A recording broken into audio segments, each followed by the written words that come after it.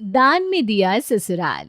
ये कहानी शुरू होती है विष्णु नीति निवास से, जहां सोनिया को देखने लड़के वाले आने वाले थे। घर को इस तरह देखकर लड़के वाले क्या सोचेंगे मम्मी जी? अब क्या करेंगे बहू, जो है सो यही है। क्या मम्मी, आप भी ना, कब तक ऐसे चलेगा? इसके पहले भी तो लड़के वाले लौट गए थे। मैं भी इंसान हूँ, पिछले 2 बार से मेरे साथ ऐसा ही हो रहा है। घर के बीचों बीच खींची लकीर को देखकर लड़के वाले मुझे मना करके चले जाते हैं, जैसे इस घर के बीच ये दरार मैंने पैदा की हो। रो मत बेटा, तेरा बाप है ना। आज ये लक्ष्मण रेखा इधर किसी को नहीं दिखेगी। एक काम कर शिवम, एक कपड़ा लेकर आ और बीच से सीधे उस कपड़े को लंबा सा पर्दे की तरह लगा देते हैं। अगर लड़के वाले पूछेंगे तो कह देंगे घर के आधे हिस्से में काम चल रहा है। दरवाजे के बीचों बीच से आधे हिस्से में काम कौन करता है पापा? पर ठीक है, अगर आप कह रहे हैं तो यही सही। शिवम और विष्णु मिलकर अपने घर के आधे हिस्से को छुपाने के लिए पर्दा लगा देते हैं और फिर आते हैं लड़के वाले। ये घर के आधे हिस्से को विष्णु जी ने कपड़े से क्यों ढक रखा है? ऐसा भी नहीं है कि हम अचानक आ गए, हमने तो बताया था कि हम आ रहे हैं। देख लीजिए आप, मुझे कहते हैं मैं कोई काम करना नहीं चाहती। इन लोगों को देखिए, समझ नहीं आता कि मुझे आधे घर को ढक क्यों दिया है इन्होंने। सारा कचरा एक तरफ कर दिया होगा और एक तरफ हमें बिठा देंगे। अब आप लोग अंदर चलेंगे कि दरवाजे पर ही रहना है? प्रेम का परिवार दरवाजे से अंदर आता है। न नमस्ते न राम राम। विमला अंदर आते ही पहला सवाल गोमती से यही पूछती है। आपने घर के पीछे बीच इतना बड़ा पर्दा क्यों लगा कर रखा है बहन जी? कोई बात है क्या? लगता है घर का आधा हिस्सा ही बना हुआ है और आधा नहीं। अरे नहीं नहीं बहन जी, ऐसी कोई बात नहीं। वैसे भी लड़की का घर कैसा भी हो, क्या फ़र्क पड़ता है। घर और संपत्ति तो लड़के की देखी जाती है ना। घर के दूसरी ओर पेंटिंग का काम चल रहा है। आज आप आने वाले थे इसलिए हमने काम रुकवा दिया, तो वही धूल मिट्टी इधर ना आए इसलिए पर्दा लगा हुआ है। अब आप कह रही हैं तो झूठ तो कहेंगे नहीं। मुझे तो कोई लफड़ा लग रहा है। मैं जाकर सोनिया को लेकर आता हूँ। सोनिया बाहर आती है। प्रेम और सोनिया की बातचीत शुरू होती है। तुम तो बहुत मेरी तरह हो सोनिया। आखिरकार हम दोनों इंजीनियर हैं, वो भी सेम डिपार्टमेंट के, तो सोच तो मिल रही थी। वैसे मैं एक बात बोलना चाहूँगा प्रेम जी।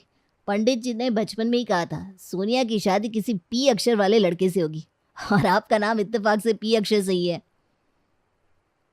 मुझे तो ये जोड़ी राम मिलाई लगती है। बोल प्रेम, तुझे जो सही लगता है हम वही करेंगे। और ये रिश्ता बस पक्का होने ही वाला होता है कि तभी नीति बड़े बड़े चश्मे लगाए, हाथ में बैग टांगे, अपने कुत्ते को लिए अपने मायके पहुंच जाती है। वाह, तो मेरे पीछे ये हो रहा है। मेरे हिस्से को ढकने की हिम्मत कैसे हुई तुम लोगों की?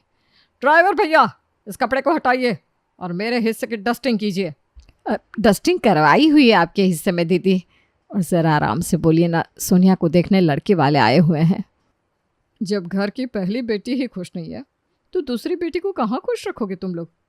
और अपने ड्राइवर को कहकर जैसे ही सोनिया उस पर्दे को हटाती है, सभी के सामने आ जाती है वो लकीर जो विष्णु नीति निवास के बीचों बीच खींची गई थी।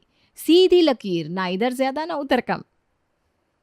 तो ऐसा रंग रोगन हो रहा था आपके यहाँ गोमती जी? इतना झूठ, आपसे ये उम्मीद नहीं थी मुझे। ये क्या है? इस तरह घर के बीचों बीच लकीर कौन खींच देता है? और ये लकीर तो कमरे के अंदर तक गई है। आप लोगों ने बिस्तर तक का बंटवारा कर रखा है। क्या बात है बहन जी? मैं बताती हूँ क्या सीन है। ये मेरे पिताजी का घर है।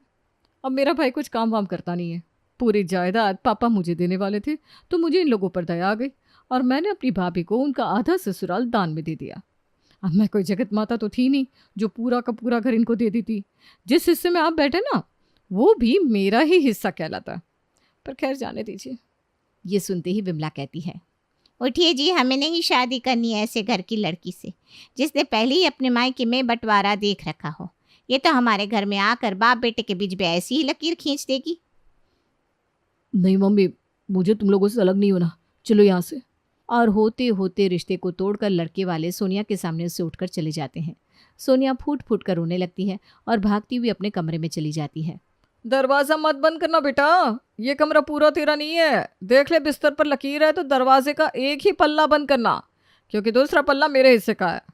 और रोती रोती खिसक कर मेरे हिस्से में मत आ जाना। पूरा मूड खराब हो गया। कहाँ मैं यहाँ छुट्टी मनाने आई थी, पर यहाँ तो कुछ अलग ही शापे चल रहा है। ऐसी थी नीति। जिसे अपने भाई या उसके परिवार वालों से कोई मतलब नहीं था।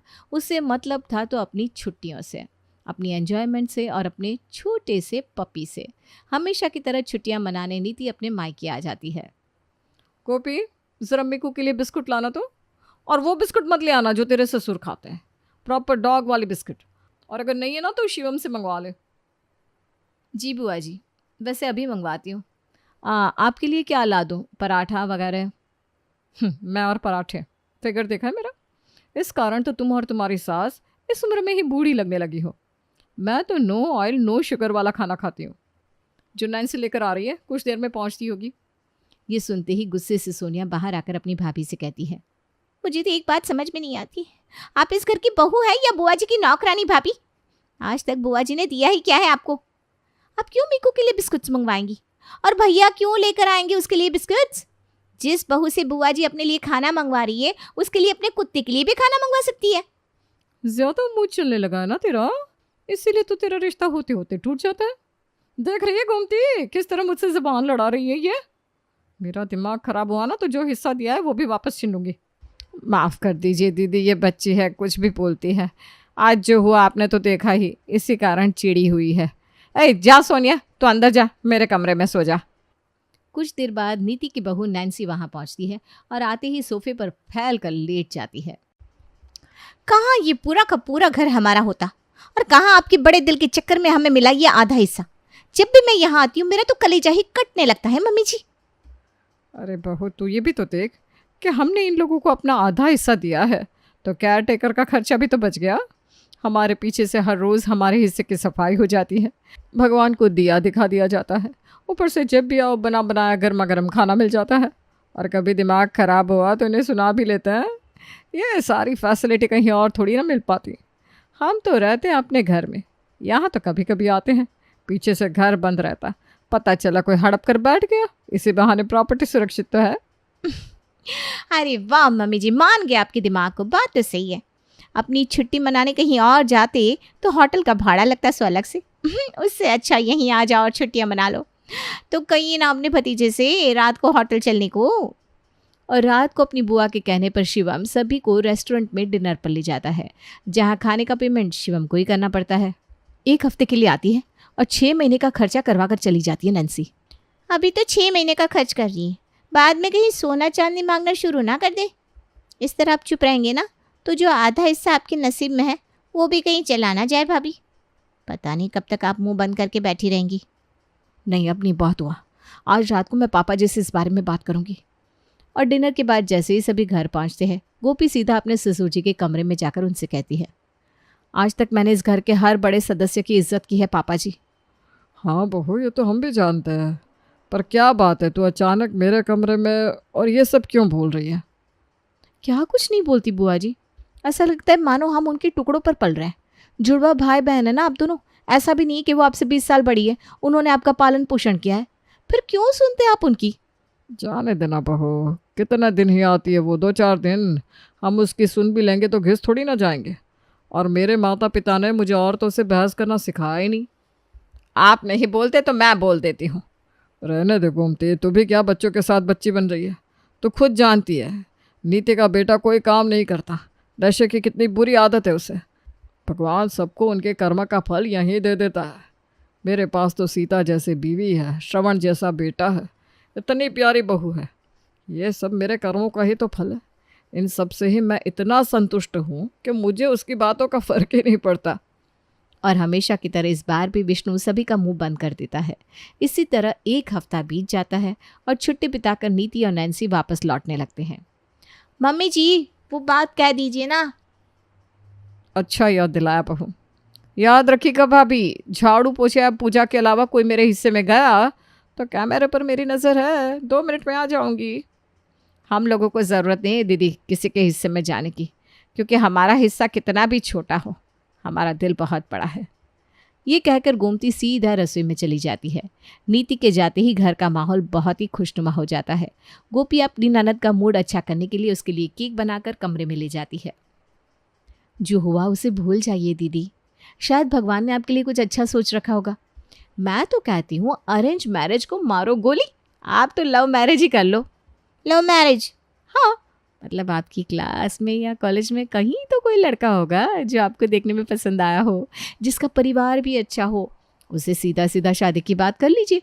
और अगर दोस्त होगा तो घर की प्रॉब्लम भी समझेगा, फिर उसके सामने बुआ जी कुछ भी करे कोई फ़र्क नहीं पड़ेगा। वैसे भाभी, कल मेरे एक स्कूल फ्रेंड ने मुझे प्रपोज किया। अरे फिर आपने क्या कहा? हाँ, ये सुनते ही गोपी खुशी के मारे सोनिया को गले लगा लेती है। इन सब में उसका ये ध्यान ही नहीं रहता कि वो बिस्तर के इस हिस्से से उस हिस्से में आ गई, पर अपने घर पर बैठी नीति कैमरे में सब कुछ देख रही थी। अगले ही पल गोपी का फ़ोन बज जाता है। ये झप्पी पप्पी बाद में कर लेना बहू, पहले मेरे हिस्से से हट जा। एक पल नहीं होता मुझे निकले कि तुम सब मेरे हिस्से में घुसना शुरू कर देते हो। कुछ देर बाद दूध वाला दूध लेकर आता है। तू लाइन के इसी तरफ रहना बेटा, गलती से उधर मत चली जाना, मैं अभी आती हूँ पतीला लेकर। भैया ने भी कहा था विष्णु नीति निवास जाएगा तो लकीर के उधर मत जाना, और ये भाभी भी यही कह रही है। वैसे इस लकीर के उस तरफ है क्या? पैर रखकर देखता हूँ, कोई अलार्म बजता है क्या? जैसे ही दूध वाला लकीर के उस तरफ अपना पैर रखता है, गोमती का फ़ोन बज जाता है। मतलब तुम लोग सुधरोगे नहीं? हाँ, मुझे लगता है अब मुझे वहीं आकर रहना पड़ेगा। अनीता अपना सामान बांधे वापस अपने मायके पहुंच जाती है। फिर से वही ड्रामा, फिर से वही लफड़ा। जब से इस घर में आई हूँ मेरी तो खांसी बंद नहीं हो रही। लगता है तुम लोग घर साफ नहीं रखते। झाड़ू से तो साफ कर ही देते हैं बुआ जी, अगर आप कहें तो ज़बान से भी चाट लें। तो चाट ही लो। वैसे मेरी पुरानी एल्बम नहीं मिल रही जिसमें मेरी बचपन की तस्वीर थी, स्टोर रूम में होगी, जा लेकर आ। जैसे ही गोपी स्टोर रूम का दरवाज़ा खोलती है, पूरे रूम से धूल ही धूल बाहर आने लगती है। देखा, मुझे लग ही रहा था। तो मुझे एलर्जी इस कमरे की मिट्टी से हो रही थी। ये ले झाड़ू और सफाई करना शुरू कर दे, तब तक मैं दुकान में देख कर आती हूँ क्या हिसाब कर रहा है शिवम। कहीं ऐसा ना हो जो पापा दुकान का हिस्सा 50-50 करके गया है उसमें से 75% तुम लोग के पास रह रहा हो और मुझे सिर्फ 25% मिल रहा हो। वहाँ नीति अपने खानदानी दुकान में जाकर शिवम से हिसाब लेने लगती है, तो यहाँ बुआ सास के आते ही गोपी को एक नया काम मिल जाता है। सर पर कपड़ा बांधे गोपी कमरे की सफाई करना शुरू कर देती है। सफाई में सुबह से शाम हो जाती है और फिर स्टोर रूम की अलमारी से गोपी को एक फ़ाइल मिलती है जिसे लेकर वो बाहर आती है। ये क्या है भाभी? ये तो कोई वसीयत की पेपर्स लगते हैं। ज़रा देख कर बताइए तो दीदी, कैसे पेपर है? अगर काम के नहीं है तो मैं इसे कचरे में डाल दूंगी। मैं विमल सिंह अपनी सारी जायदाद अपने बेटे विष्णु के नाम करता हूँ। ये वसीयतनामा विष्णु के लिए है। मेरी बेटी नीति को शादी के वक्त मुझे जितना देना था मैं दे चुका हूँ। अब वो मेरी किसी भी प्रॉपर्टी में हिस्सेदार नहीं है, और साथ ही साथ इस वसीयत के पहले और बाद में बने सारे वसीयत को फर्जी माना जाए। मतलब ये घर हमारा है और दुकान भी हमारी है, और इस घर के दो नाम विष्णु और नीति, इस घर के बीच की लकीर, दुकान में बुआ जी का बनता आधा हिस्सा, ये सब बुआ जी की चालाकी थी।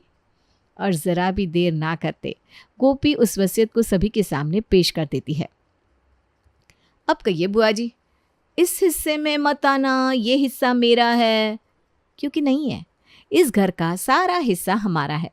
इस घर का सब कुछ मेरे ससुर जी का है, यहाँ तक कि दुकान भी, जिसके आधे खर्चे से आपका घर चलता है। वहाँ बैठते हैं शिवम, मेहनत करते हैं पापा जी, और आप तो मुफ्त में बैठे बैठे सारे पैसे हजम करती हैं। हाँ तो मैं घर की बेटी हूँ और मेरा भाई है विष्णु, वो मेरे लिए इतना तो कर ही सकता है। नहीं कर सकता, क्योंकि अब ये सब कुछ सिर्फ उनका नहीं है, मेरा भी है। और मैं अपने बच्चों का हिस्सा जाता हुआ देखने के बाद भी अब चुप नहीं रह सकती। हमेशा आपने हमें ताना दिया ये कहकर कि ये हिस्सा, मेरे ससुराल का आधा घर आपने मुझे दान में दिया है। वो दान नहीं था दीदी, आपके कारण मेरी बेटी की शादी 3 बार टूटी, पर आपको ज़रा भी शर्म नहीं आई। चलिए अपना सामान बांधिए और इस घर से निकल जाइए। इस वसीयत के बारे में आपको कैसे नहीं पता था पापा? और ये नई वसीयत जो हमने देखी थी वो किसने बनाई थी? मैंने। जिस हिसाब से नीति अय्याशी में धुत थी, अपने बेटे को गलत संस्कार दे रही थी, मैं समझ गया था कि एक दिन उसका बेटा ही उसे घर से बेघर करेगा, और जब उसके पास जाने के लिए कोई घर ना बचेगा तो वो टूट जाएगी। इसीलिए मैंने एक झूठी वसीयत बनाई और उसे इस घर का हिस्सा दिया। मुझे तो सब कुछ पहले से पता था, मैं जानता था इस वसीयत के बारे में, पर मैं चुप रहा। मुझे लगा नीति किसी दिन तो तुम्हारा लालच खत्म हो जाएगा और तुम समझ जाओगी, पर तुम बदली ही नहीं। मतलब तुम भी मुझे जाने को कह रहे हो भाई? जी तो करता है तुम्हें जाने को कह दूं, पर मैं ऐसा नहीं करूँगा। इस घर की लकीर तो आज ही मिट जाएगी और इस घर के नाम से नीति भी हटा दिया जाएगा, पर यह घर तुम्हारा मायका फिर भी रहेगा। तुम जब चाहो आ सकती हो। और आज नीति के सामने विष्णु नीति निवास का दरवाज़ा बंद हो जाता है। गोमती आकर विष्णु नीति निवास से नीति हटाकर अलग कर देती है, पर नीति का घमंड फिर भी टूटता नहीं और हमेशा की तरह वो अपने पप्पी को एक हाथ में उठाती है और गॉगल्स पहनकर गाड़ी में बैठकर चली जाती है।